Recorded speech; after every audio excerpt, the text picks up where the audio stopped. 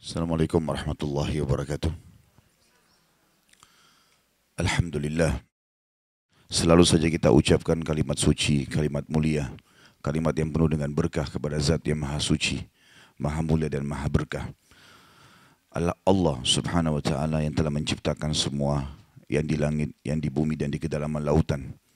Dan dia telah menggantungkan segala kebutuhan kita untuk roda kehidupan di muka bumi ini dengan kalimat sederhana dan penuh dengan berkah. Alhamdulillah.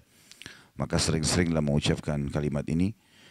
Selanjutnya kita panjatkan salam hormat kita yang penuh dengan penghargaan dan cinta serta rasa rindu kepada manusia terbaik yang telah diperintahkan oleh Allah memang untuk dicontohi hidupnya dan dijadikan sebagai suri tauladan, serta Allah bersama malaikatnya mengucapkan salam hormat secara langsung kepada manusia terbaik ini bersama dengan malaikatnya dan dijadikan ibadah untuk orang-orang yang beriman. Maka sangat wajar kalau kita selalu mengucapkan salawat dan taslim kepada Nabi besar Muhammad sallallahu alaihi wasallam. Melanjutkan bahasan kita Riyadhus Shalihin dan kita masuk ke bab baru pada pagi ini, semoga Allah berkahi, bab sabar. Dan sabar ini definisi sederhananya adalah menerima takdir Allah dan ikhtiar mencari jalan keluar semampunya. Jadi sabar itu adalah menerima takdir Allah, kemudian ikhtiar mencari jalan keluar semampunya, sesuai dengan syariat Allah. Jadi harus dihubungkan dengan potongan definisi terakhir itu tadi, sesuai dengan syariat Allah. Menerima takdir Allah, kemudian ikhtiar mencari jalan keluar semampunya sesuai dengan syariat Allah. Misal, seseorang di antara kita bangun di pagi hari, flu, sakit misalnya, demam. Maka ini takdir Allah.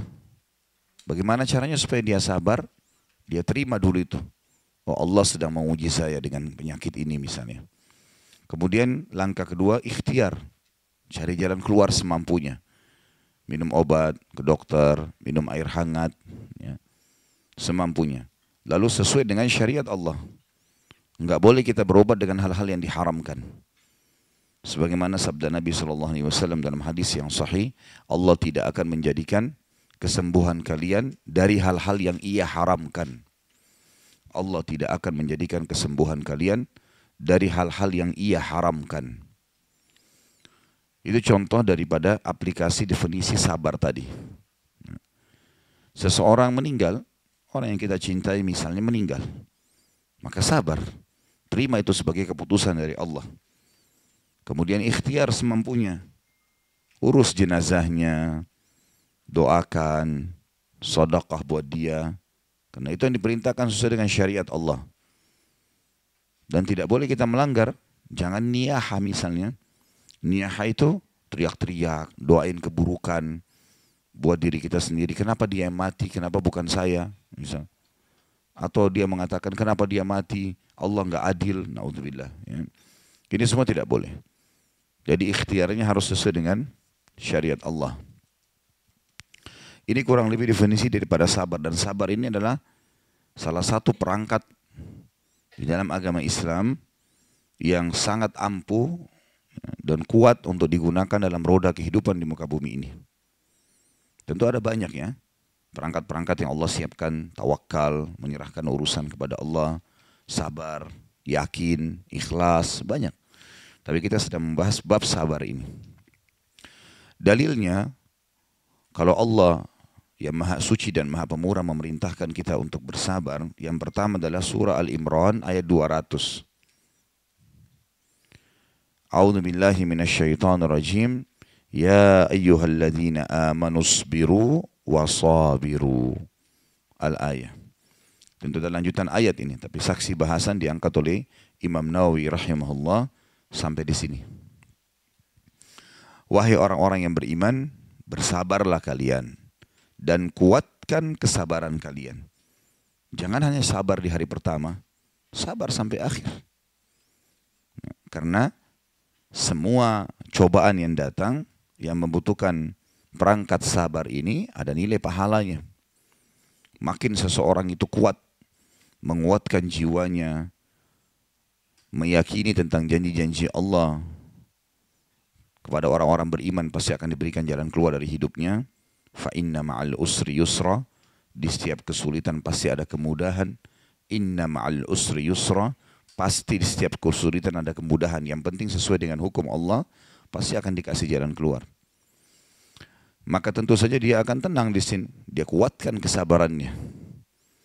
Jadi perhatikan lafaz dari Allah yang maha suci. Dan ini kekal ditilawakan sampai hari kiamat oleh orang beriman. Bukan cuma sabar, tapi kuatkan kesabaran. Artinya komitmen, istiqamah dengan sabar itu. Dan tentu teman-teman sekalian, setiap ada masalah yang datang, ada hadis lain yang berbunyi, innamas sadmatu fil ula. Sesungguhnya beratnya cobaan itu di awalnya saja. Misal pertama kematian, pada saat itu saja sebenarnya. Kalau berlalu hari-hari makin ringan. Semestinya berarti kita makin berlalu hari makin bisa melaluinya. Bukan malah hari pertama, hari kedua sabar, tenang, diam. Kemudian di hari seminggu kemudian, sebulan kemudian baru berkeluh kesah kepada teman-temannya. Ini tidak tepat karena yang sebenarnya menyakitkan di hari pertama itu. Hari-hari selanjutnya sudah lebih ringan. Makanya Nabi SAW mengatakan tadi, innamas sadmatu fil ula. Sesungguhnya beratnya cobaan itu di awalnya saja. Selebihnya sudah mudah. Hari pertama kematian, hari pertama hilangnya barang. Kalau sudah berlalu waktu selesai. Enggak ada masalah. Ayat yang lain, surah Al-Baqarah 155. Namun sebelum saya baca surah ini, tentu ada hal yang harus difahami. Ada namanya ujian, cobaan, dan ini datangnya secara individu. Bahasa Indonesia begitu ya, ujian, cobaan. Kalau bahasa Arabnya ini dirangkum dengan kalimat musibah. Tetapi kita lihat bahasa Indonesia ada namanya cobaan dan ujian, dan ini datangnya kepada individu, beriman, muslim atau kafir. Seperti misalnya sakit, nggak mungkin orang sampai mati nggak pernah sakit. Cuma mungkin tinggal berat ringannya sakit itu. Dan ada penyakit standar, tidak ada orang tidak pernah flu misalnya, tidak pernah demam, itu sudah umum. Sakit perut, itu sudah biasa itu, sudah umum gitu kan. Ada juga yang sifatnya atau meninggalnya keluarga yang kita cintai dan seterusnya. Ada yang lain namanya bencana. Bencana beda. Nggak bisa kita misalnya kalau sakit perut saya mengatakan saya kena bencana. Tapi saya kena cobaan. Karena bencana ini sifatnya umum. Dia merata. Kena kepada mayoritas masyarakat kayak tsunami, gempa, longsor, banjir. Nah kalau yang pertama, cobaan-cobaan yang kita lalui dalam kehidupan sehari-hari ini pasti datang. Jadi Bapak Ibu harus tahu, sebagaimana kita sehat, kita pasti akan sakit. Sebagaimana kita muda, kita pasti akan, itu pasti. Sebagaimana kita hidup, kita akan mati. Sebagaimana ada dunia, ada akhirat. Itu selalu berpasang-pasangan. Orang kalau faham tentang sistem ini, pada saat dia sakit dia tahu. Misal, dia flu. Dan umumnya cobaan datang pasti lebih sedikit dibandingkan nikmat. Seperti misal sekarang Bapak Ibu di sini yang hadir. Anggap umur seseorang di antara kita misalnya 50 tahun, 60 tahun orang yang tua misalnya. Baik, dari 60 tahun umur itu, mana lebih banyak? Merasakan kenikmatan atau merasakan cobaan? Umumnya orang merasakan kenikmatan. Mungkin dari sekian umur itu, dari 60 tahun misalnya, dia 40 tahun sehat. 50 tahun sehat, mungkin baru 10 tahun dia sakit. Atau mungkin kita dalam 1 tahun 365 hari kita sehat. Tahun depan 1 minggu Allah coba dengan flu. Kalau kita mau bicara adil, mestinya setahun sakit, setahun sehat. Atau setahun sehat, setahun sakit. Mestinya. Kalau difahami ini kita akan tenang dan bisa sabar. Oh ternyata Allah lagi mau melihat saya ini menikmati enggak, bersyukur enggak dengan nikmat yang ada kemarin. Karena ada orang begitu. Saking luar biasanya nikmat Allah pada dia sampai dia lupakan itu. Dia bisa aktivitas, bawa mobil ke sana sini, keluar 1 tahun, 2 tahun, tidak pernah sakit. Akhirnya Allah coba dia, supaya dia tahu besarnya nikmat itu. Orang kalau sudah masuk di ruangan ICU, itu baru tahu bagaimana luar biasanya nikmatnya kesehatan. Kita pada saat meriang, baru kita tahu nikmatnya minum air es itu. Orang itu minum, teguk dengan enaknya, kita sentuh aja ketakutan, gitu kan, nggak bisa. Maka cobaan-cobaan juga punya makna di sini. Supaya manusia sadar. Ulama merincikan tentang manfaat sabar. dalam cobaan ini yang datang secara individu ya. Yang pertama, agar dia menyadari bahwasanya dia makhluk. Itu harus disadari ini Bapak Ibu sekalian. Kena cobaan kita sakit, kita lemah, kemudian ada target kita yang tidak bisa terpenuhi, ya. Itu semua untuk memberikan kesadaran bahwasanya kita makhluk, kita punya batas. Kita punya batas. Makan kita terbatas, aktivitas kita terbatas. Ada saatnya walaupun kita mengejar target yang besar, tapi kita capek, letih, harus istirahat. Maka dia sadar bahwasanya dia makhluk. Itu manfaat yang pertama. Yang kedua, dari masalah cobaan dan ujian ini, untuk mendapatkan ekstra pahala atau janji-janji dari Allah. Jadi di surga itu misalnya ada derajat kita nggak bisa jangkau kecuali 100 tahun puasa. 100 tahun sholat malam. Tapi umur kita cuma 80. Dari 80 juga yang kita pakai ibadah paling cuma 50. 30 habis pada hal-hal yang jalan-jalan lah, masa anak-anak sebelum balik lah, segala macam. Baik, bagaimana caranya? Sementara Allah dengan kemahamurahannya mau kita dapat fasilitas itu. Maka Allah coba dengan penyakit 10 tahun. 10 tahun dapat derajat yang 100 tahun. Karena semua jenis ibadah itu pasti balasannya lebih besar daripada cobaannya. Mungkin kita sholat 2 rakaat saja, sudah cukup membuat kita diberikan kesehatan 2 tahun. Allah membalas dengan banyak hal. Dan Allah itu kalau membalas tidak pernah pas-pasan. Pasti Allah mengatakan bighairi hisab. Enggak ada perhitungannya kalau Allah sudah balas. Kalau kita berniaga dengan Allah, tanda kutip di sini, pasti kita akan untung dibandingkan berniaga dengan manusia yang sama sekali tidak pernah kecuali ada perhitungan. Ya. Sementara Allah SWT tidak seperti itu. Sedikit beriman, sebagaimana hadis qudsi, kalau hambaku mendekatkan diri kepada aku 1 jengkal, aku 1 siku. Ya, kalau dia 1 siku, aku 1 lengan. Bahasa sederhananya gitu ya. Kalau dia berjalan, saya berlari kepadanya. Sedikit ibadah, Allah sentuhkan keimanan. Kita merasa dekat dengan Sang Pencipta Allah. Begitu pula kalau orang-orang yang fasik, itu kalau orang beriman. Kalau orang beriman diberikan cobaan, maka untuk tinggikan derajatnya. Kalau orang fasik, muslim yang banyak dosanya, belum sempat taubat, atau orang kafir, untuk menjadi peringatan buat dia. Supaya dia berhenti. Gitu kan? Sejahat-jahatnya seseorang, Bapak Ibu sekalian, ada saatnya dia capek, dia tidur malam hari. Supaya dia sadar ini salah. Seringkali dia merasa mimpi buruk. Dia merasa juga ketakutan. Atau Allah Subhanahu wa ta'ala punya cara mengirim sinyal kepada dia untuk berhenti dari kejahatannya. Bahkan saya pernah bahasakan, kepergoknya seorang pencuri itu bentuk kasih sayang Allah kepada dia. Karena kalau tidak kepergok, mencuri terus. Tapi kapan dia kepergok, dia kapok, dia nggak mau. Maka ini harus digarisbawahi.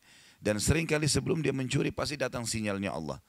Yang paling sederhana ketakutan, khawatir. Kemudian kalau tetap melangkah, Allah datangkan dia kepergok orang lain. Kalau tetap melakukan lagi, nanti akhirnya Allah SWT berhentikan dengan caranya. Masyarakat atau manusia digerakkan oleh Allah untuk menggebukin dia supaya dia berhenti. Ya. Jadi jangan sampai menunggu cobaan Allah lebih berat datang, baru kita mau berhenti. Orang mukmin itu cerdas. Begitu peringatan datang, dia berhenti segera. Begitu dia mau selingkuh berbuat dosa, ada rasa takut, berhenti sudah, selesai. Tetap dia melangkah, nanti suaminya atau istrinya telepon. Peringatan lebih jauh. Nggak mau diangkat, tetap melangkah, ini lebih berat nanti. Makin dibiarkan, makin berat nanti. Nanti akhirnya ketemu sama tetangganya, kelihatan oleh orang, malu. Tetap juga dia ngotot, oh ini kalau di Jakarta ketahuan, kalau ke Bogor nggak ketahuan. Nanti di sana lebih parah, pas masuk hotel kepergok sama polisi. Malu di media, diangkat semuanya. Nah jadi masalah. Jadi orang mukmin itu cerdas, dia harus tahu. Dan sudah saya bilang, setiap ada waswas syaitan membuka pintu untuk kita buat dosa, sadarlah Bapak Ibu sekalian, dosa itu adalah bagian kecil dari kehidupan manusia. Artinya sedikit sekali itemnya. Sementara yang halal, yang baik, itemnya banyak sekali. Kalau kita diberikan hawa nafsu lalu tidak dikasih kesempatan untuk melampiaskannya oleh Allah, ini bahaya memang. Susah sekali. Tapi enggak, Allah kasih kita nikah. Udah sampai hamil silahkan. Enggak ada masalah. Enggak malu, anaknya jelas statusnya, dan seterusnya. Ya. Jadi poin yang kedua tadi, manfaat daripada sabar adalah Allah meninggikan derajat bagi orang-orang beriman, dan Allah memberikan peringatan bagi orang-orang fasik untuk berhenti, dan juga orang-orang kafir. Yang ketiga, manfaat daripada sabar, agar seseorang lebih merasakan besarnya nikmat yang sedang Allah berikan. Agar seseorang lebih merasakan besarnya nikmat yang sedang dia rasakan atau diberikan. Sudah saya kasih contoh. Orang kalau sudah sakit, baru dia tahu nilainya kesehatan.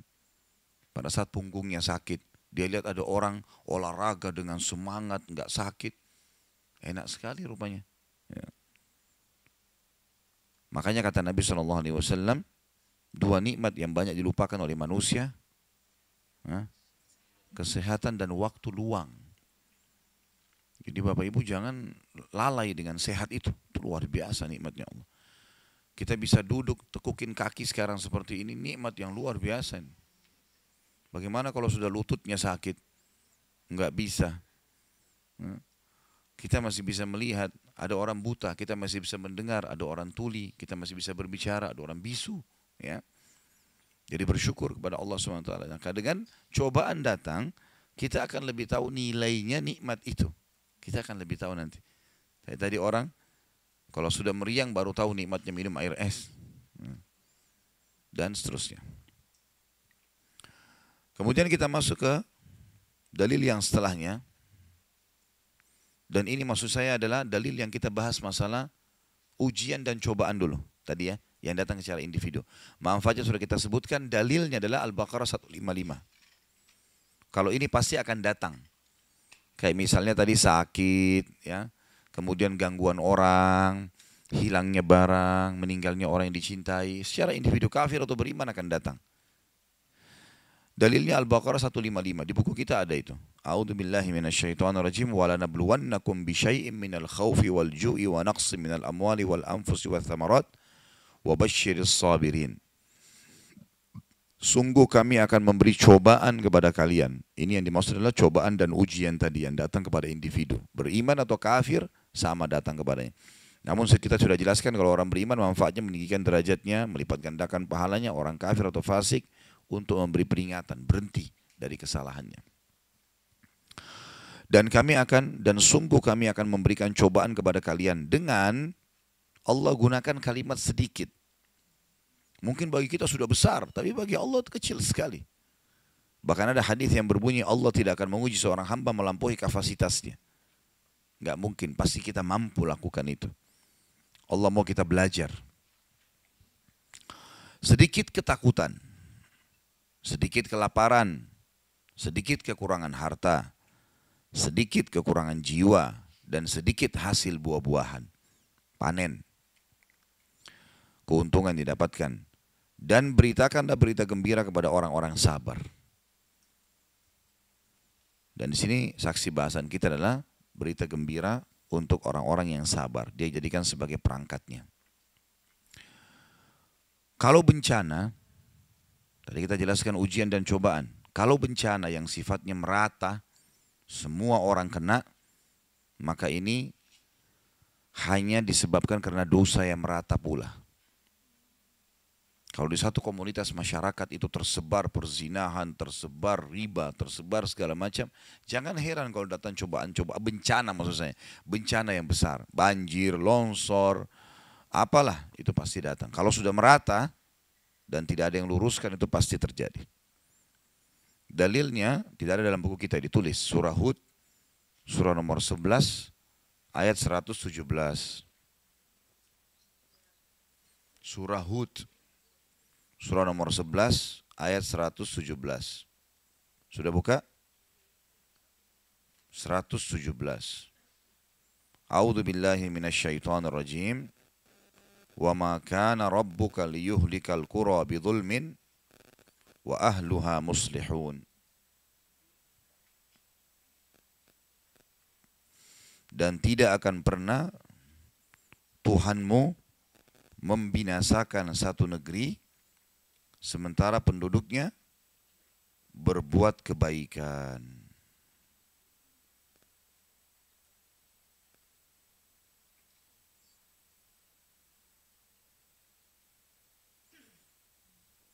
Sudah? Kita pindah dari selanjutnya surah Al-Qasas. Jadi perhatikan tadi Hud itu 117, bukti nyata Allah menjanjikan kepada kita dan Allah tidak akan pungkiri janjinya. Tidak mungkin bencana datang sementara penduduk negeri itu bukan masih beriman. Muslihun itu berbuat kebaikan, kepatuhan. Artinya mereka berbuat kebaikan-kebaikan. Jadi nggak mungkin kalau kita patuh, kita sholat, kita ibadah segala macam, kemudian datang bencana, nggak mungkin. Kalau kita lihat Indonesia sekarang datang bencana, tapi masih belum merata ya. Ada banyak wilayah yang kena. Ini karena masih berimbang antara orang yang berbuat salah dengan orang yang berbuat baik. Tapi kalau merata, hampir seluruh negeri, seperti kita tahu negerinya kaum Lut. Satu negeri mayoritasnya homoseksual. Allah binasakan sekalian. Ya. Kaum Saleh, kaum Samud, kaumnya Nabi Saleh. Satu negeri semuanya pencuri, curang dengan timbangan. Mereka sudah saling tahu ini, saling mencuri. Sampai suami istri pun tidak saling tenang. Karena bisa ditipu oleh pasangannya. Dinasehatin nggak mau, dibinasain sekalian. Dalil yang selanjutnya surah Al-Qasas, surah nomor 28, ayat 58 dan 59. Al-Qasas 28, surah nomor 28, ayat 58 sampai 59.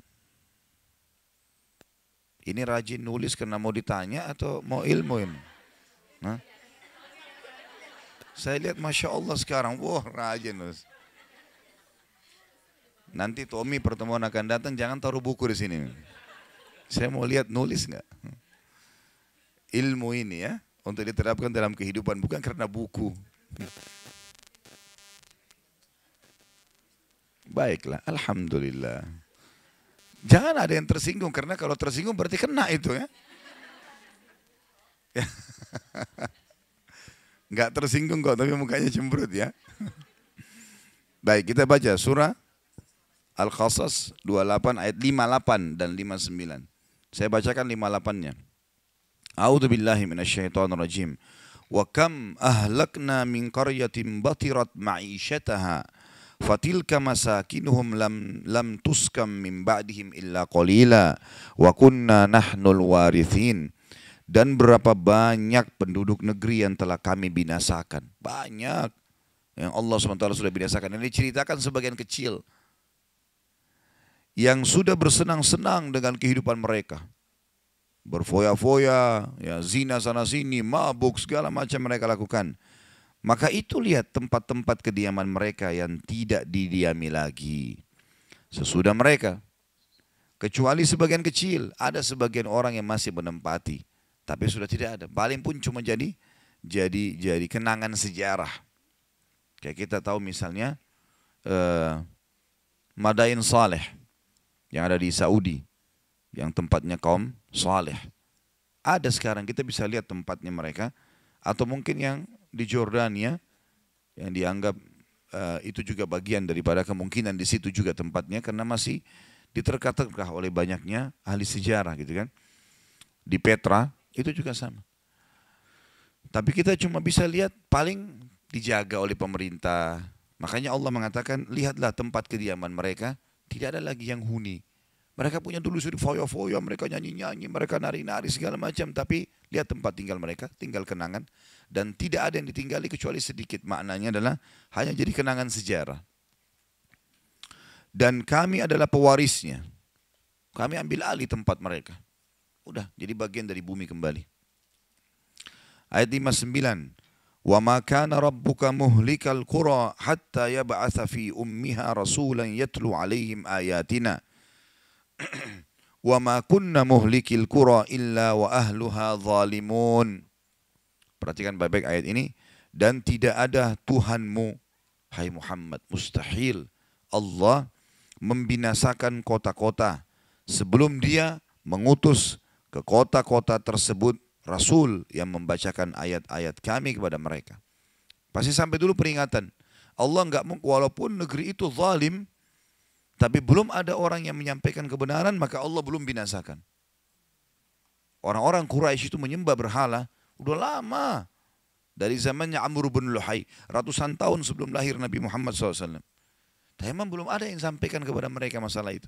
Sampai Allah lahirkan di kota mereka Nabi Muhammad SAW, didakwahi 13 tahun, sampai Nabi diusir dari Mekah, masih mendakwahi dari Madinah 10 tahun, tidak mau juga, udah sekalian Allah Subhanahu wa ta'ala hukum. Tapi karena mereka membuka diri 10 tahun, tahun 10 Hijriah, tahun 8 Hijriah, awal tahun 9 Hijriah, Nabi SAW menyerang mereka, akhirnya mereka takluk dan dikuasai, banyak masuk Islam. Ya sudah, mereka menerima hukum Allah, maka Allah Subhanahu wa ta'ala tidak jadi hukum.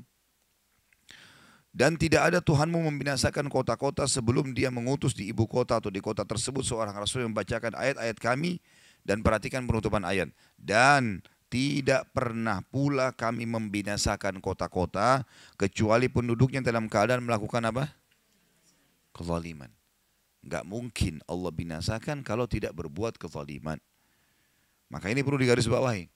Harus ada penyebab dulu. Para sahabat mengatakan, kami sangat tahu dan sadar kalau kami akan memenangkan peperangan melawan musuh kalau kami sudah dengar dalam benteng musuh mereka mencaci maki Allah dan Rasulnya.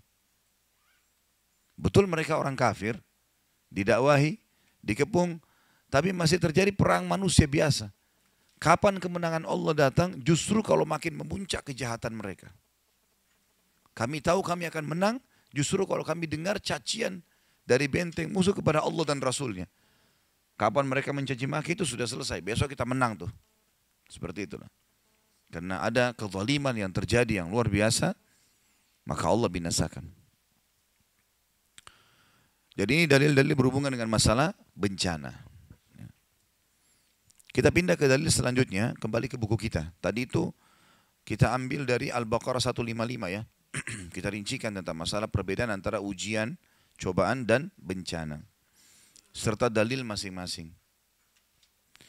Selanjutnya Imam Nawawi rahimahullah menyebutkan dalil yang ketiga dalam bahasan bab sabar ini.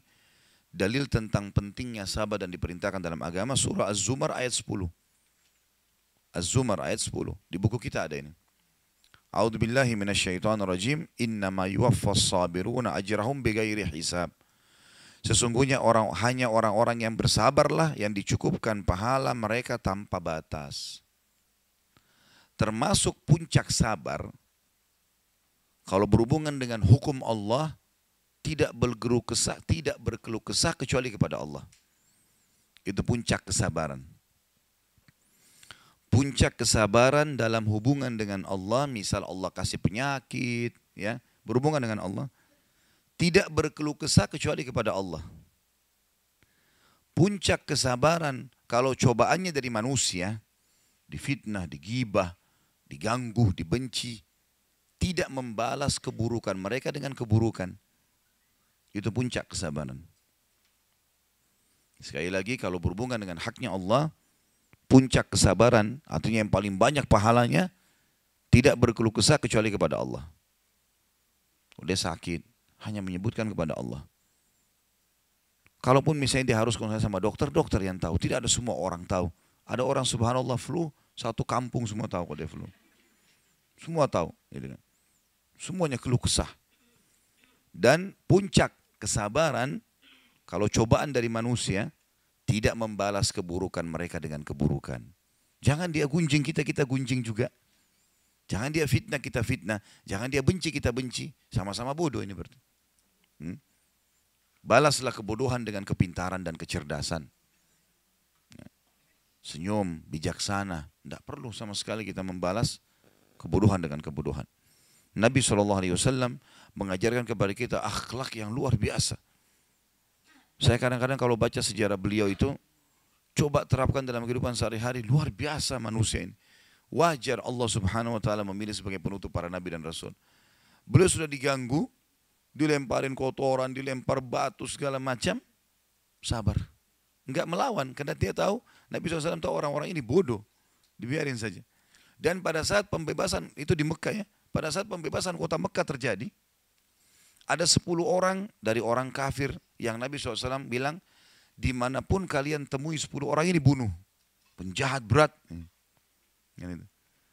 Karena Nabi SAW waktu mau masuk ke Mekah, beliau bilang kepada Abu Sufyan, siapapun yang masuk ke rumahmu, hai Abu Sufyan, aman. Siapa yang masuk ke masjid, aman. Kata Abu Sufyan, rumahku masih kecil, masjid masih kecil ya Rasulullah. Karena dia sudah syahadat waktu itu. Kata Nabi SAW, siapa yang menutup pintu rumahnya dia aman. Nanti kalau pasukan muslim masuk ke Mekah, dia nggak ada di jalan, dia dalam rumah aman, nggak akan diganggu. Tapi kalau di jalan ini bebas hukumnya. Bisa dibunuh, bisa segala macam. Kata Abu Sufyan, kalau ini luas. Dia pun pulang sampaikan kepada orang-orang Mekah masalah itu. Tapi Nabi SAW titip pesan pada pasukan. Siapapun yang kalian temukan masuk masjid haram, ke rumah Abu Sufyan, masuk ke rumahnya masing-masing tutup pintu, jangan ganggu. Kecuali 10 orang. Ini 10 orang harus dihukum. Jahat sekali. Gitu kan. Ternyata dari 10 orang ini, Bapak Ibu sekalian, yang terbunuh hanya 3 orang. Karena mereka pun pada saat bertemu dengan Nabi SAW tidak mau minta maaf. Sombong sekali. Yang 7 orang masih dimaafin. Karena mereka minta maaf dan masuk Islam.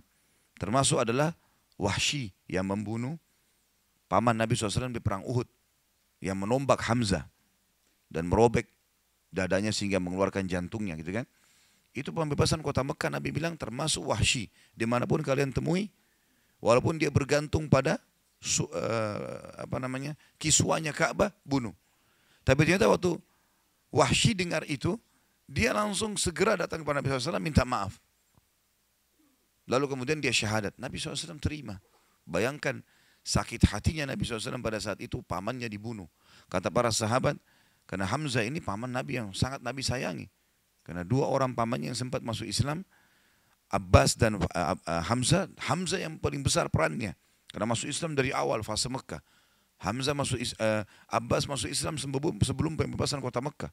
Di tahun 8 Hijriah. Kata para sahabat, kami tidak pernah melihat Nabi SAW menangis terisak-isak dibandingkan pada saat dia melihat jenazah pamannya Hamzah di Uhud. Luar biasa gitu. Karena sudah tidak dikenal, wajahnya, hidungnya dipotong, darah-darah. Semuanya dadanya dirobek, segala macam lah. Hal yang buruk sekali. Yang bunuh Wahsy. Tapi waktu Wahsy datang, maafkan saya Rasulullah, saya akan syahadat. Berat ini sebenarnya. Tapi Nabi SAW mengatakan baiklah, syahadat, selesai. Ikrimah bin Abi Jahal, anaknya Abu Jahal, ikut sama ayahnya, suka perangi Islam. Gitu kan. Tapi setelah pembebasan, Nabi juga bilang, Ikrimah bin Abi Jahal dimanapun kalian temui, bunuh dia.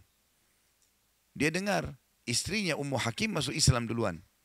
Baru istrinya mengatakannya Rasulullah, berikanlah keamanan kepada Ikrimah. Saya akan coba ajak dia masuk Islam. Kata Nabi SAW, silahkan. Padahal ini tadi orang musuh Islam, suka perangin Islam. Sampai waktu pembebasan kota Mekah pun, banyak orang masuk Islam. Ikrimah masih keluar dari kota Mekah, masih bentuk pasukan menyerang muslimin. Tapi subhanallah, hati Nabi SAW mulia. Memaafkan, didahulukan. Karena memang Islam menyuruh kita itu ya. Dan sudah pernah saya jelaskan, kalau orang pun menyakiti atau menyakiti kita, yang paling pertama perintah agama apa? Maafkan. Itu dulu. Misal kalau orang menggibah, orang menggunjing ya, fitnah, yang paling pertama maafin. Baik Ustaz, kalau saya maafin, bagaimana dia? Ya, apakah dia akan lepas dari hukuman Allah? Jawabannya tidak. Tidak usah khawatir soal itu. Karena syarat dia lepas dari hukuman Allah, dia harus minta maaf. Selama dia tidak minta maaf, maka hukuman Allah mengancam dia. Kita disuruh begitu ada orang yang datang mengganggu kita, maafin duluan. Supaya kita dapat pahala. Hati kita jadi bersih. Begitu perintah Allah. Gitu kan. Sudah begitu perintah Allah. Begitu pula dengan pasangan hidup, Bapak Ibu sekalian. Orang mudah memaafkan memang. Gak usah dendam-dendaman. Ya. Jadi WA-WA yang sudah disimpan dari 5 tahun lalu, hapus. Hapus semua itu. Ya. Semua yang pernah disimpan berhubungan dengan suami, hapus. Jangan keluar dari majelis ini kecuali hapus ya. Ya mau hapus BBM atau WA-nya kepada suami yang buruk, saya kasih hadiah buku. Tidak usah ada pertanyaan. Supaya hatinya bersih. Allah bilang wal afina anin nas, dan orang yang suka memaafkan orang lain. Wallahu yuhibbul muhsinin. Allah suka dengan orang yang baik-baik. Jadilah orang baik, ya. Jadi puncak daripada pahala sabar kalau berhubungan dengan haknya Allah, kita tidak berkeluh kesah kecuali kepadanya.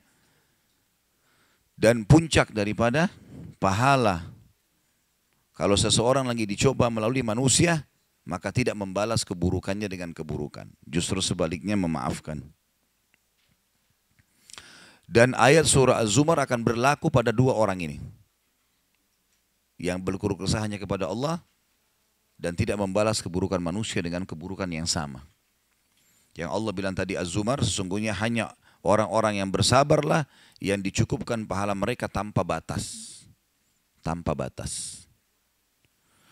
Ada seorang orang soleh, Bapak Ibu sekalian, kisah berhubungan dengan keluh kesah kepada Allah. Orang miskin, anaknya 4-5 orang, susah hidupnya. Kisah dulu, kisah klasik. Dia lagi duduk, istrinya hidangkan makan pas-pasan antara dia, istri sama anak-anaknya 5 ini. Orang miskin, susah hidupnya. Ada yang ketuk pintu malam-malam. Begitu ketuk pintu, dibuka. Dia suruh istrinya buka. Buka, ternyata orang miskin yang lain minta makanan. Orang miskin yang lain minta makanan. Maka istrinya lihat ke suaminya. Apa perintahnya nih? Suaminya bilang, kasih aja. Semuanya dikasih. Karena kalau dibagi dua nggak cukup. Orang miskin tuh bawa anaknya banyak. Nggak cukup makanan. Lalu kemudian istrinya sama suaminya, suami istri orang beriman kepada Allah, tahu. Ya sudah, sabar. Tapi subhanallah beberapa saat kemudian, kalau kita beberapa jam kemudian lah, menjelang malam hari, lebih gelap ya, sudah mulai masuk pertengahan malam, jam 12 malam, mereka kelaparan semua. Istrinya bilang, anak-anaknya nangis, saya lapar, kamu juga lapar, anak-anak lapar, bagaimana? Kata suaminya, tenanglah, saya akan coba cari jalan keluar, minta kepada Allah. Istrinya nggak paham suaminya mau kemana. Dia pakai bajunya, baju keluar, kemudian dia keluar, pergi ke masjid dekat rumahnya.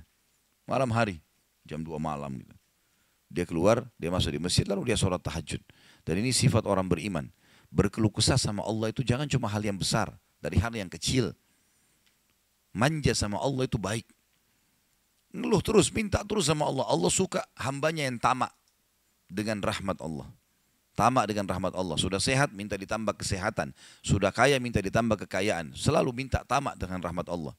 Dan sudah pernah saya bilang, meminta sesuatu agar nikmat ditambah atau bertahan, itu adalah pahala lebih besar daripada kalau cobaan sudah datang baru kita minta diangkat cobaan tersebut. Kita sehat, minta agar Allah pertahankan kesehatan, itu lebih besar pahalanya dibandingkan nanti sakit baru minta disembuhkan.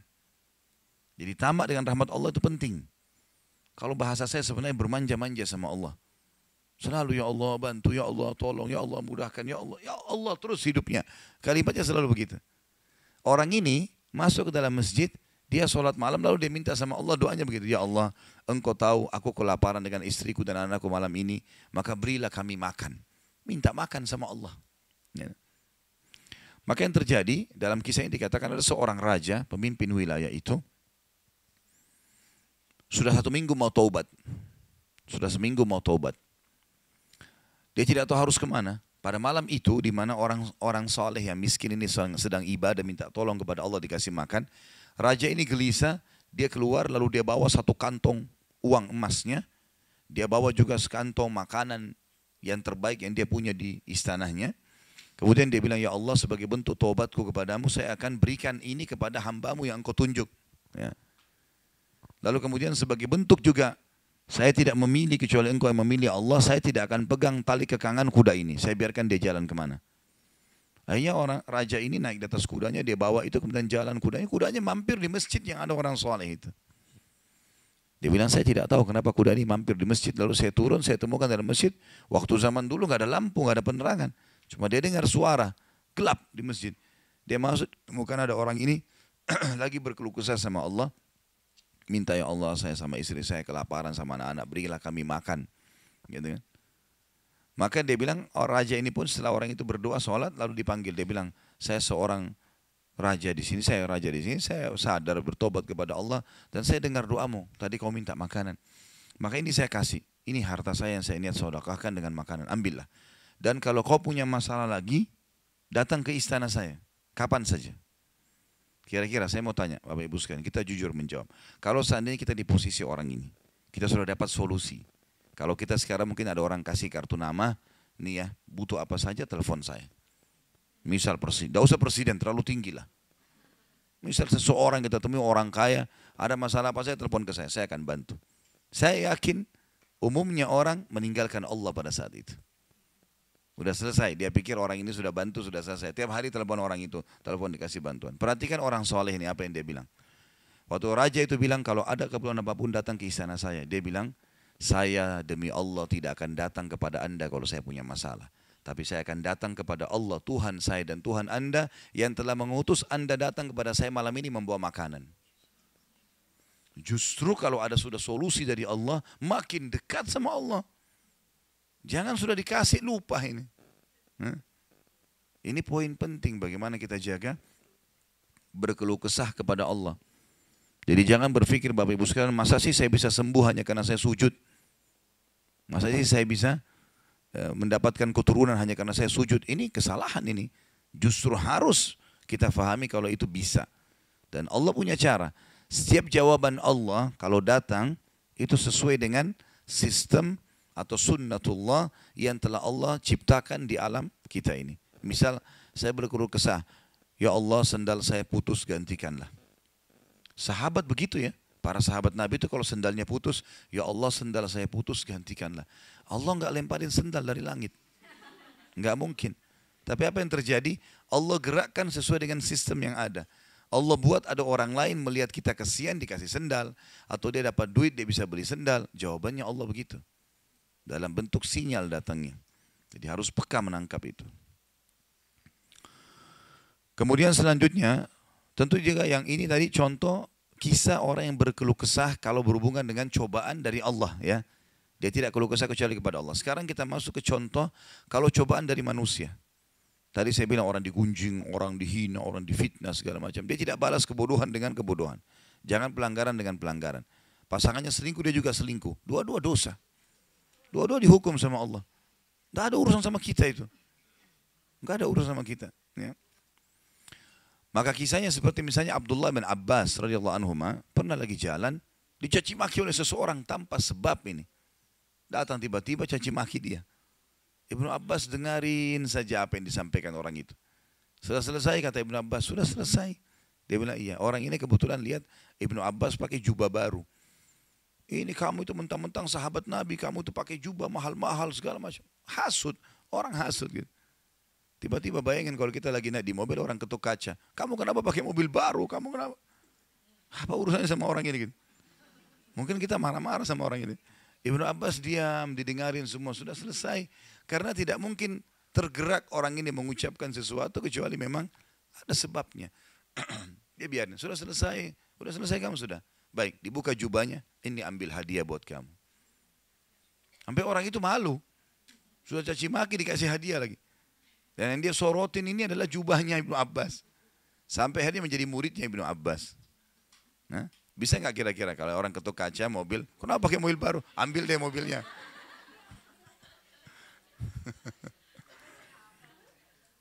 Baik, kisah yang lain, Ali bin Husain radhiyallahu anhu. Ini cucu Nabi SAW, anaknya Husain. Ya. Radhiyallahu anhu ajma'in. Terkenal dengan Zainal Abidin. Masyhur dengan kesalihannya. Dia pernah jalan dicaci maki oleh orang. Tanpa sebab ini. Mentang-mentang kau turunan Nabi, mentang-mentang kau begini, mentang-mentang kau begini. Dicaci maki. Dia diam saja. Dia enggak bicara banyak. Didengarin. Orang-orang sekitarnya sudah marah nih. Tapi karena dia diam. Orang diam semuanya. Sampai udah selesai dia bilang, wahai saudaraku, kalau seandainya kamu tahu lebih banyak tentang aku, mungkin kau akan lebih banyak cerita tentang keburukan. Saya ini banyak dengan keburukan, gitu kan? Kemudian dia bilang sama orang di sekitarnya, ada pegang uang, ada bawa duit, kasih orang ini 1000 dirham dan tunjukkan alamat kita. Siapa tahu dia punya hajat. Orang itu jadi tambah malu gitu. Ya. Karena perilaku akhlak yang mulia dan ini yang Islam ajarkan kepada kita. Pada saat kita kepancing emosi, kontrol, tenang, jangan dibalas. Gak ada gunanya itu, gak ada manfaatnya. Hanya akan merusak kejiwaan kita. Kata-kata jadi kasar, hidup kita jadi tidak tenang. Ya. Tapi kalau kita gunakan teori syar'i ini, kita akan tenang. Tetap bisa makan, tetap bisa tidur, tetap bisa segala-galanya. Baik, kita pindah dalil yang selanjutnya, yang keempat oleh Imam Nawawi rahimahullah, diangkat surah Asy-Syura ayat 43 yang bunyinya a'udzubillahi minasyaitonirrajim wala man sabara wa ghafara inna dzalika lamin azmil umur. Asy-Syura 43 ada di buku kita itu. Tapi orang-orang yang sabar dan suka memaafkan, sesungguhnya perbuatan yang demikian termasuk hal-hal yang diutamakan, pahalanya besar. Bukan balas keburukan dengan keburukan. Sabar, maafin. Sabar, maafin. Itu teori syar'i. Yang pilih selain ini susah hidupnya. Dia dicoba sama Allah, ada orang datang ganggu dia untuk meninggikan derajatnya, lalu dia balas. Nggak jadi dapat derajatnya. Ya sabar. Orang ujian. Kita lagi mau ujian, masuk di ruangan panas. Tapi ujian untuk naik kelas. Mati AC-nya. Sabar aja. Pasti akan dapat sesuatu. Selanjutnya Al-Baqarah 153. Allah yang Maha Suci dan Maha Tinggi menyuruh kita menjadikan sabar dan sholat sebagai perangkat kita untuk bisa melalui kehidupan kita di muka bumi ini. A'udzu billahi minasyaitonir rajim. Ista'inu bis-sabri was-shalah innallaha ma'as sabirin. Mintalah pertolongan kepada Allah dengan sabar dan mengerjakan salat. Sesungguhnya Allah beserta orang-orang yang sabar. Allah selalu bersama dengan mereka. Dan di sini sabar sekali lagi seperti definisi awal ya. Bukan sabar elus dada duduk manis. Itu enggak. Biasa ada orang, ada masalah di Indonesia, sabar ya disuruh duduk, tenang. Bukan itu. Sabar tadi terima takdir Allah, ikhtiar semampunya sesuai dengan syariat. Ada orang utang dengan kita nggak bayar, udah saya sabar aja. Enggak. Maksudnya duduk saya nggak usah nagih. Enggak, nagih. Ikhtiar. Sampaikan ini sudah jatuh tempo, bayar saudaraku, kalau enggak nanti berat hari kiamat. Ingatkan. Kalau dia juga tidak mau ya sudah. Di situ kita sudah ikhtiar. Kembalikan kepada Allah SWT. Kemudian juga surah Muhammad ayat 31 dalil selanjutnya. A'udzu billahi minasyaitonir rajim wa lanabluwannakum hatta na'lamal mujahidina minkum was-sabirin. Sungguh kami benar-benar akan menguji kalian hingga kami mengetahui orang-orang yang berjihad dan sabar di antara kalian. Pasti di sini Allah SWT akan menguji orang-orang ini sabar atau tidak gitu. Baik, dan ayat-ayat kata Imam Nawawi rahimahullah dalam masalah ini sangat banyak dan sangat populer sebenarnya. Tapi ini sebagian kecil dari ayat-ayat Al-Quran yang menyebutkan tentang keutamaan sabar. Kita akan masuk ke hadis pertama dalam bab kita ini, nomor 26. Jadi berarti Bapak Ibu sudah belajar sampai hari ini 26 hadis. Sudah hafal berapa? Kok balasnya ketawa? Saya tanya berapa? Kalau baca anak SD juga bisa. Nah. Saya bacakan hadisnya dari Abu Malik Al-Harith bin Asim Al-Ash'ari radhiyallahu anhu. Beliau berkata, Rasulullah SAW telah bersabda, At-tuhuru syatrul iman, walhamdulillahi tamla'ul mizan, wa subhanallahi walhamdulillahi tamla'ani au tamla'u ma baina as-samawati wal ard, was-salatu nur, was-sadaqatu burhan, was-sabru dhiya, wal-Qur'anu hujjatun laka au alaik, kullun nasi yagdu fabai'u nafsahu famu'tikuha au mubikuha. Hadis ini sahih riwayat Imam Muslim.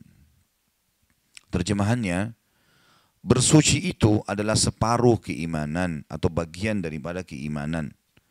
Kita lihat situ ada footnote nomor 62 di bawah, ada tulisan kecil. Artinya kelipatan pahala bersuci itu bisa mencapai derajat setengah pahala iman. Bersuci maksudnya adalah wudu, selalu wudu. Wudu batal, wudu lagi, wudu lagi, wudu lagi, itu pahalanya besar. Karena selalu kalau wudu lagi, dia dalam keadaan suci, setiap saat bisa sholat, dan juga setiap kali dia wudu dosanya gugur. Maka selalu dalam keadaan wudu, usahakan komitmen itu, pertahankan. itu pahalanya seperti mendapatkan setengah keimanan. Tentu keimanan sangat besar sekali gitu kan. Dan kalimat Alhamdulillah, kalimat mulia, kalimat suci, ini sering saya ucapkan di awal pembukaan materi. Selalu saya katakan itu. Kalau kalimat ini Bapak Ibu sekalian kalimat sederhana, tapi mahal sekali. Alhamdulillah, kata Nabi SAW, memenuhi timbangan pada hari kiamat. Sering mengucapkan Alhamdulillah, berat di timbangan amal hari kiamat. Alhamdulillah, Alhamdulillah, Alhamdulillah. Terus. Dan puncak daripada kalimat syukur, Alhamdulillah diucapkan, kalau seseorang mengucapkannya baik dalam keadaan senang atau sedih. Lagi ada nikmat atau ada cobaan. Lisannya cuma mengatakan Alhamdulillah. Cobaan pun datang, Alhamdulillah. Karena kadang-kadang ada hal yang kita anggap cobaan tapi ternyata nikmat. Seperti pernah saya jelaskan, lapar, haus. Orang kalau ditanya mau lapar atau haus gak? Mungkin jawabannya tidak. Tapi kalau tanpa lapar gak enak makan. Tanpa haus gak enak minum. Capek misalnya. Tanpa capek gak enak orang istirahat.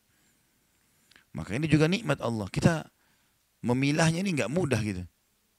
Makanya puncak pahala daripada syukur yang akan menambahkan timbang atau memberatkan timbangan hari kiamat. Selalu lisannya Alhamdulillah, Alhamdulillah, Alhamdulillah. Apa saja? Alhamdulillah. Mau keluar rumah hujan, Alhamdulillah. Mau pakai baju masih basah, belum disetrika, Alhamdulillah. Mau makan, belum selesai masakan, Alhamdulillah. Loh, saya sebutin hal-hal yang berat supaya sadar. Kalau orang kenyang bilang Alhamdulillah sudah biasa. Nah, orang mau keluar cerah, udah biasa Alhamdulillah. Tapi kalau kita sudah terbiasa bersyukur dalam hal-hal yang berat, maka hal yang dasarnya nikmat kita akan pasti mudah mengucapkan. Nah, itu. Coba Bapak Ibu muhasabah deh. Dalam sehari berapa kali bilang Alhamdulillah coba. Nah, ya sudah dijalanin belum itu? Kan gitu. Semuanya Alhamdulillah. Karena ini berat di timbangan amal hari kiamat. Belum lagi memang kalimat Alhamdulillah yang pendek ini itu menjadi penyebab bertambahnya nikmat. Selanjutnya, dan kalimat Subhanallah, Maha Suci Allah, dan Alhamdulillah, segala puji bagi Allah, keduanya memenuhi atau ia memenuhi antara langit dan bumi. Kata para ulama hadis yang dimaksud adalah pahalanya yang diberikan dengan mengucapkan dua kalimat ini, Subhanallah walhamdulillah, ini memenuhi antara langit dan bumi. Pahalanya besar sekali.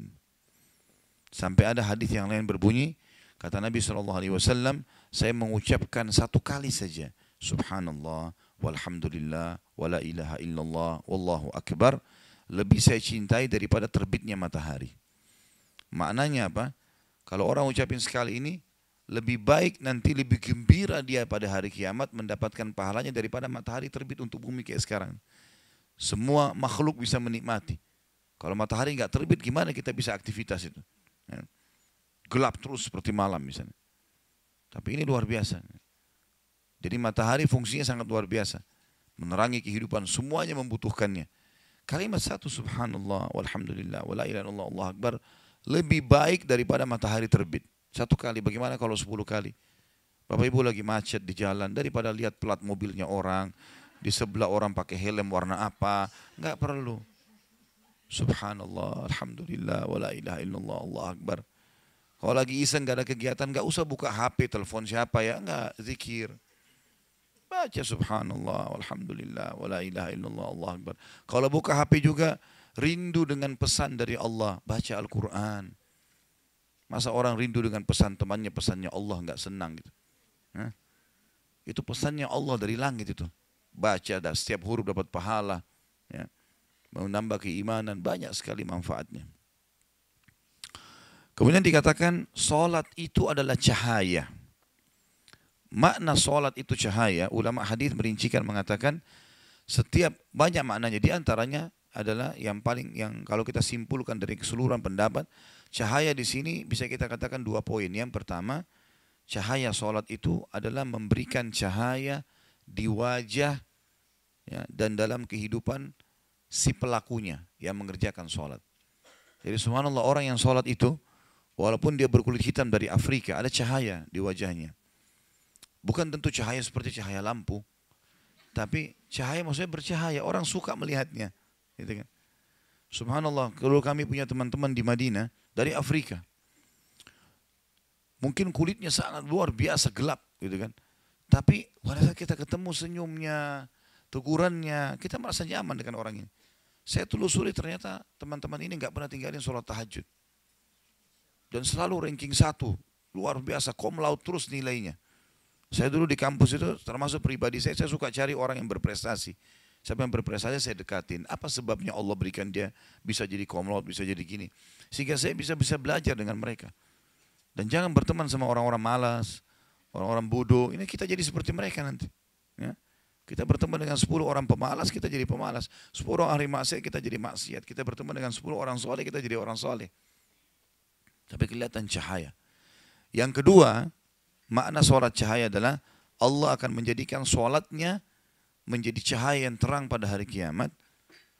Sehingga pada saat nanti ditimbang amal, maka sholat itu keluar bercahaya terang. Bercahaya terang. Tentu ada banyak makna yang lain ya. Di antaranya ulama hadis mengatakan cahaya, maksudnya cahaya juga dalam kehidupannya. Dalam arti kata, dia kalau kemana-mana, kalau dia sholat, maka sholat akan bisa menjadi petunjuk bagi hidupnya. Allah akan jadikan itu sebagai petunjuk hidupnya. Dia kemana di muka bumi ini juga begitu. Tapi yang kita simpulkan tadi 2 poin itu. Sholat akan menjadi cahaya di tubuhnya atau di wajahnya dan juga dalam kehidupannya. Dan yang kedua adalah menjadi cahaya pada hari kiamat di timbangan amal itu sendiri. Selanjutnya lanjutan hadis, sedekah adalah bukti. Kita lihat footnote nomor 63 di bawah. Bukti atas keimanan orang yang memberikan sedekah kepada yang berhak menerimanya. Dan sudah saya bilang Bapak Ibu sekalian, sedekah kata kunci kaya. Makin sering sedekah, makin besar pahalanya. Makin terbuka pintunya. Kita bukan kapitalis mengatakan menabung pangkal kaya. Islam sedekah pangkal kaya.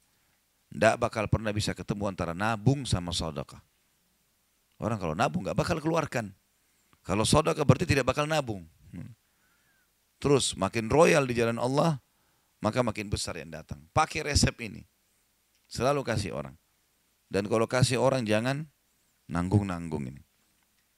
Saya pernah jalan dengan salah satu kerabat, Masya Allah mobilnya mewah sekali, orangnya kaya raya. Kemudian di dekat kaca mobil ditaruh uang 1.000 baru. Dia bilang sama saya, ini saya kasih orang-orang miskinin. Saya cuma nggak enak mau tegur. Tapi saya berpikir kalau dia taruh 100.000 di situ, mungkin tidak akan goyang sedikit pun kantongnya. Oh, luar biasa kaya raya. Tapi 1.000 rupiah dikasih orang miskin dalam kondisi kaya raya. Bagaimana ini? Padahal dia sebenarnya orang miskin yang datang kan cuma penyebab. Sebenarnya kita sedang transaksi dengan Allah itu. Mereka itu penyebab saja. Makanya para sahabat itu setiap hari ya. Mereka itu kalau sudah sholat duha segala macam keluar bawa kantong-kantong isinya harta mereka. Kalau ditanya mau kemana? Investasi. Investasi dengan Allah. Allah janjikan minimal 10 kali lipat. 1000%. Nggak akan pernah ada perusahaan apapun di muka bumi janjikan 1000%. Cash lagi. Kasih sekarang dikasih langsung. Hadis Bukhari, hadis Qudsi berbunyi kata Nabi SAW, ya bena Adam, amfik alaik. Wahai anak Adam berinfaklah jalanku, aku akan berinfak untukmu. Royal. Di jalan Allah jangan perhitungan. Yang kita harus hemat, yang tidak boleh keluarkan di jalan maksiat. Tapi kalau di jalan kebenaran jangan hitung-hitungan. Tidak usah hitung. Korek kantongnya berapa yang tertangkap, yang pegang, kasih aja. Jangan lihat dulu, oh ini kebesaran. Tukar dengan yang lebih kecil. Ya. Tadinya malaikat mau catat pahala besar, pindah ke pahala yang kecil. Sedekah bisa menjadi burhan atau bukti. Akan kata sebagian ulama hadis saksi. Akan menjadi saksi. Atau makna yang tepat adalah bukti. Allah akan buktikan dengan sedekahnya, Allah akan balas sedekah itu. Yang pernah saya ceritakan kisah Utsman bin Affan radhiyallahu anhu yang pernah mendatangkan sekian ratus ekor unta, gitu kan? penuh dengan kebutuhan sehari-hari. Pada saat orang Yahudi dan orang munafik di Madinah menguasai pasar dan mereka meninggikan harga. Maka Utsman mengutus 1.000 ekor unta, ya, pergi ke negeri Syam, beli semua kebutuhan-kebutuhan. Kemudian pas mau masuk ke Madinah, 1 ekor unta dipegang oleh 1 orang, ya. Berarti 1.000 ekor unta dengan 1.000 orang supirnya. Ya. Kalau kita 1.000, anggaplah 1.000 pick up. Kemudian Utsman bin Affan lagi tunggu di Madinah, tunggu datang. Rupanya orang-orang pedagang Yahudi dan munafik ini dengar. Mereka nahan kafilah itu dekat pintu gerbang. Jangan dimasukkan. Punya siapa ini? Mereka tanya pada pegawai-pegawainya Utsman. Mereka bilang Utsman bin Affan. Utsman dipanggil. Mau transaksi Utsman? Kata Utsman, berapa kalian mau beli? Kata mereka, ada 1 orang bilang, saya akan tambah setiap item 1 kali lipat, 100%. 1 dirham, 2 dirham. 10.000 rupiah jadi 20.000 langsung. 50.000 jadi 100.000. Semua ini saya beli sama unta-untanya. Kita masukin 1.000 pick up dari luar kota, isinya misalnya semangka, semuanya dibeli sama mobil-mobilnya. Kata Utsman, saya mau lebih. Ada orang bilang 2 kali lipat, 200%. Dia bilang saya mau lebih. Ada yang bilang 3 kali lipat. Saya mau lebih, kata Utsman. Sampai terakhir orang Yahudi paling kaya mengatakan, saya akan bayar tidak lagi orang lebih banyak dari saya. 5 kali lipat. Jadi kalau 1 dirham, jadi 6 dirham. Ini, langsung dilipat gandakan. 10.000 jadi 60.000 rupiah. 100.000 jadi 600.000. Gitu ya. Kata Utsman, saya mau lebih. Kata si Yahudi itu, hai Utsman, kau sudah gila nih. Semua ini beli sama unta-untanya. Dilipat gandakan lagi harganya. 5 kali lipat. Dia bilang ada yang beli dari saya lebih banyak. Mau tahu? Mereka bilang tentu saja. Dia panggil pegawainya, iklanin di Madinah. Panggil semua umat Islam. Begitu mereka datang, Utsman bilang, saksikanlah ini semua wakaf buat kalian. Ambil. Gratis. Ini pedagang-pedagang semua tahu ini keuntungannya besar. Depan mata mereka diperebutkan oleh orang gratis. Gratis. Sudah habis, kata Utsman, balik ke mereka. Apa kalian tahu siapa yang bisa beli lebih banyak daripada penawaran kalian? Kata si Yahudi tadi yang tawarkan 5 kali lipat, hai Utsman, apa lagi yang bisa kau jual? Udah habis. Kata dia, Allah membeli dari saya minimal 10 kali lipat. 10.000%. Begitu orang mukmin memahaminya. Jadi jangan ragu, keluar pasti datang, mustahil tidak. Gak usah perhitungan dengan masalah ini. Jadi kalau ada celengan masjid lewat, jangan lagi cari uang yang kecil, uang yang kotor. Kadang-kadang orang tidak malu sama Allah, sudah dikasih kesehatan, cari koin lagi. Bunyi celengannya tuh. Selanjutnya, saksi bahasan kita di sini, was-sabru dia, dan sabar itu pelita kehidupan. Artinya orang yang sabar bercahaya hidupnya, dapat petunjuk, dan ini saksi bahasan kita.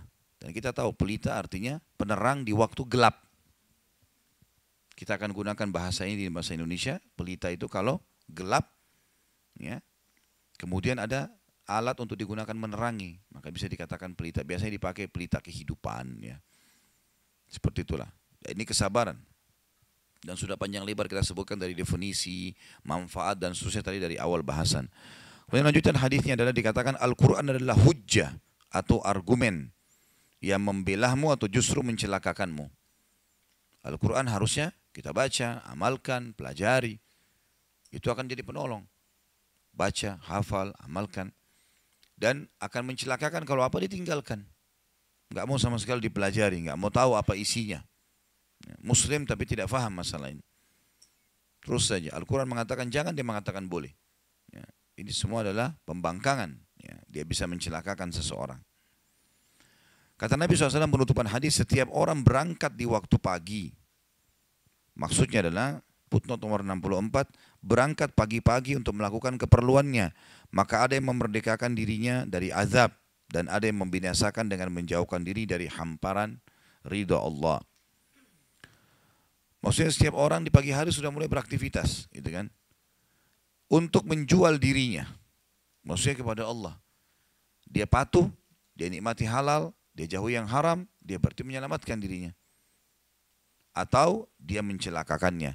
Maka ada yang memerdekakan dirinya dari api neraka, dan ada pula yang justru membinasakannya. Orang yang sibuk dengan majelis ilmu kayak begini, orang yang sibuk transaksi jual halal, orang yang sibuk apalah ya, kegiatan-kegiatan mencari nafkah yang halal, jenguk orang sakit, bakti dengan orang tuanya, apalah. Ya, ini semua adalah memerdekakan diri dari api neraka. Tapi orang yang keluar dengan niat mengatur strategi menipu orang, mencaci maki orang lain dan seterusnya, ini semua adalah membinasakan dirinya sendiri.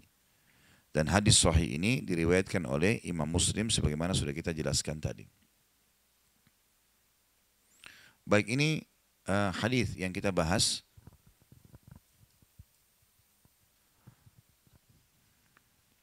Kita akan lanjutkan satu hadis lagi ya. Hadis 27 baru kita buka pertanyaan, silakan ditulis di kertas tentunya sesuai dengan tema.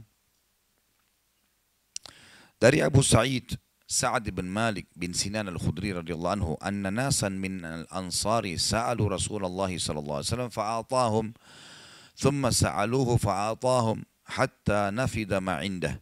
Faqala lahum hina anfaqa kulla shay'in biyadihi ma yakun 'indi min khairin falan addakhirahu 'ankum. ومن يستعفف يعفه الله ومن يستغني يغنيه الله ومن يتصبر يصبره الله وما أوتي أحد عطاء خيرا وأوسع من الصبر. Bahwasanya ada beberapa orang dari kaum Ansar meminta kepada Rasulullah SAW, maka beliau memberi mereka, kemudian mereka meminta lagi, kemudian beliau memberinya atau memberi mereka hingga habislah apa yang ada pada beliau. Jadi di sini Nabi SAW ada banyak sesuatu, di situ ada kurma, ada segala macam, ada orang minta dikasih, ada datang lagi orang minta dikasih, sampai habis apa yang di sekitar Nabi SAW. Maka beliau bersabda kepada mereka ketika beliau telah menginfakkan segala sesuatu yang ada di tangan beliau, harta apa saja yang ada padaku, aku tidak akan menyimpannya dari kalian. Barang siapa yang menahan diri dengan tidak meminta-minta, maka Allah akan menjaganya dari minta-minta. Siapa yang muliakan diri tidak mau minta-minta, Allah akan jaga dia. Sebagaimana ada hadis lain yang berbunyi, siapa yang menjaga afaf, kemuliaan, tidak minta-minta, Allah bukakan baginya pintu kekayaan. Dan siapa yang membuka pintu mengemis, maka Allah bukakan baginya pintu kemiskinan. Barang siapa yang merasa cukup, maksudnya dengan apa yang Allah berikan, maka Allah akan menjadikannya berkecukupan. Dan barang siapa yang berusaha untuk sabar, maka Allah akan menjadikannya sebagai penyabar. Dan seseorang tidaklah diberi suatu karunia yang lebih baik dan lebih luas daripada kesabaran. Hadis ini memberikan pelajaran kepada kita, Bapak Ibu sekalian, bahwasanya sedekah di jalan Allah tidak boleh ada perhitungan. Ada sebuah hadis yang lain, hadis sahih itu mulia sekali. Pernah Nabi SAW memotong seekor kambing. Kemudian setelah masak, Aisyah sudah masak, Nabi SAW suruh bagi-bagiin. Bagi-bagiin, hai Aisyah. Aisyah bagi-bagiin kepada tetangganya, kepada orang-orang. Dan Aisyah meninggalkan punggungnya kambing itu. Ada sisa di daerah tulang rusuk atau punggungnya, itu yang masih ada sisa ditinggalkan untuk Nabi SAW. Setelah Aisyah bagi semua, kata Nabi SAW, wahai Aisyah, apa yang tertinggal dari kambingnya? Kata Aisyah, tinggal punggungnya ya Rasulullah. Kata Nabi SAW, terbalik wahai Aisyah. Yang tertinggal seluruhnya kecuali punggungnya. Paham maksudnya? Jadi sebenarnya yang ada, yang masih sisa, justru yang sudah kita sedekahin tuh. Kita akan bawa ke akhirat. Yang tinggal ini justru itu yang masih semestinya, masih untuk kita makan saja selesai. Tapi yang kita kasih, itu yang kita bawa. Itu yang tersisa, ini yang enggak tersisa sebenarnya. Karena hanya kita makan gitu. Jadi makna ini dalam sekali. Bagaimana Nabi SAW berikan pelajaran kepada istrinya, kalau sedekah itu penting sekali. Dan yang kita keluarkan itu manfaatnya besar. Makanya Abdullah bin Mas'ud juga pernah mengatakan, dan kalau masih ingat statement ini, saya pernah bilang, Abdullah bin Mas'ud berkata, siapa di antara kalian yang bisa meletakkan hartanya di langit, sehingga tidak dijangkau oleh pencuri dan dimakan oleh rayap, lakukanlah. Ada satu orang kaya yang lain, pernah sedekah terus kerjanya tiap hari. Dari keuntungan dagangannya dikembalikan ke modal sebagian sedekah terus. Sampai teman-temannya punya bangunan-bangunan yang banyak, dia masih belum, dia biasa saja. Maka teman-temannya bilang, hai fulan, kalau kau lakukan seperti kami, pastilah kau berarti sayang dengan hartamu. Sekarang kau nggak sayang ini, habis saja berikan orang miskin terus. Dia bilang, salah. Saya justru sayang dengan harta saya. Saking sayangnya saya mau bawa harta saya ke sana. ke akhirat. Kalian yang tidak sayang, kalau kalian meninggal harta ini dibagi-bagi kepada ahli waris. Justru saya sayang dengan itu. Dengan sedekah itu berarti sayang. Ya. Kemudian penutupan hadis di sini dikatakan, atau dalam hadis dikatakan, siapa yang membuka pintu minta-minta, maka ini siapa yang tidak membuka pintu minta-minta, Allah akan membuatnya berkecukupan. Ini sudah janji dari Nabi SAW. Siapa yang buka pintu mengemis, maka ini berarti dia akan dibukakan pintu kemiskinan. Subhanallah, ada saya temukan orang kaya sebenarnya. Gitu kan? Kadang-kadang begitu kita temukan. Datang ke rumah temannya, masuk di dapur, minta ini. Masuk di ruang tamu, minta ini. Minta, so. Kenapa minta ini? Dia bisa beli. Dia mampu gitu. Hadis Nabi jelas. Siapa yang buka pintu minta-minta, Allah bukakan baginya pintu kemiskinan. Siapa yang mulia, dia menjaga kemuliaan. Beda kalau kita dikasih ya.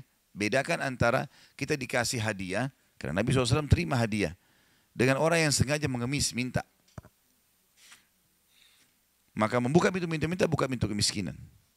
Dan siapa yang merasa cukup, tercukupkan di sini. Dan penutupan hadis mengatakan, dan barang siapa yang berusaha bersabar, dia mau melalui dengan kesabaran, maka Allah akan menjadikannya sebagai penyabar. Dan ketahuilah, seseorang tidaklah diberi suatu karunia yang lebih baik dan lebih luas daripada kesabaran.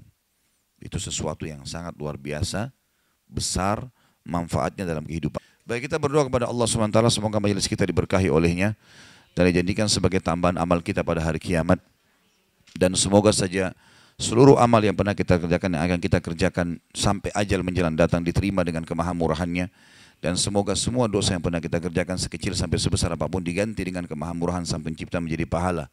Dan kita mendoakan Indonesia untuk selalu makmur, damai, tentram, dan seluruh muslimin bersatu di bawah bendera tauhid, la ilaha illallah Muhammad Rasulullah, kembali dalam segala ibadah mereka kepada Al-Quran dan Sunnah. Dan semoga Allah juga memberikan pemimpin-pemimpin yang muslim, yang adil, kembali kepada Al-Quran dan Sunnah. Dan juga semoga Indonesia menjadi contoh bagi negara-negara yang lain.